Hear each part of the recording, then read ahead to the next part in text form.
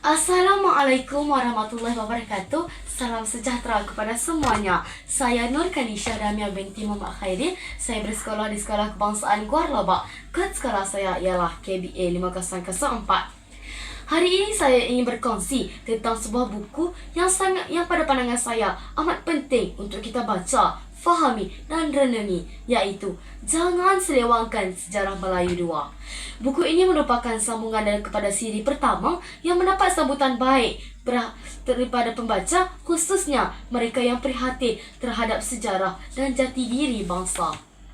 Seperti tajuknya, buku ini memberi fokus kepada usaha membetulkan penyelewangan atau salah tafsir terhadap sejarah bangsa Melayu yang telah lama berlaku.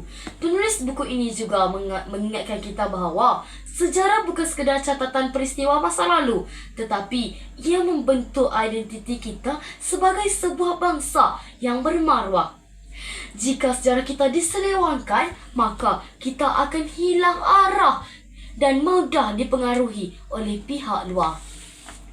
Buku ini membawa kita untuk menelusuri beberapa isu besar yang dalam sejarah Melayu, termasuklah bagaimana penjajah sama ada British atau Belanda telah menulis sejarah mengikut sudut pandangan mereka sendiri.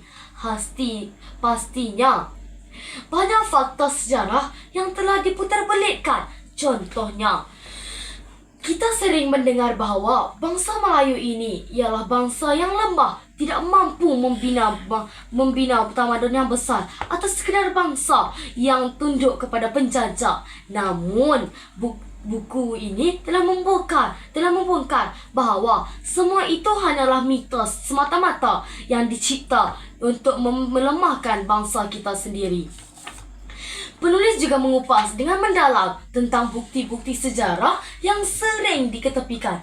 Beliau mengangkat kembali peranan manuskrip lama seperti Hikayat Hang Tuah, Sejarah Melayu dan catatan para pengembara dari China, Arab dan India.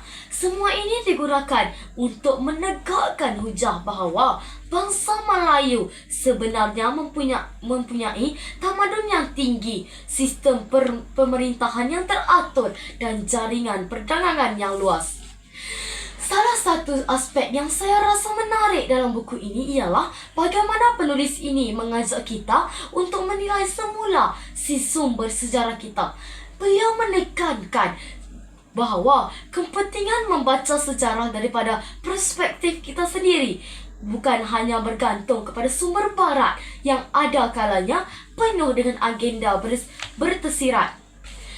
Bahasa yang digunakan dalam buku ini juga tidak terlalu sukar walaupun topiknya berat, dalam gaya penulisan yang jelas dan mudah difahami. Buku ini sesuai dibaca oleh pelajar sekolah menengah, mahasiswa, pelajar pendidik dan juga sesiapa sahaja yang ingin mendalami sejarah bangsa Melayu kita. Sebagai pembaca, saya merasakan buku ini telah membuka mata saya dengan luas tentang betapa pentingnya untuk kita mempertahankan sejarah kita sendiri.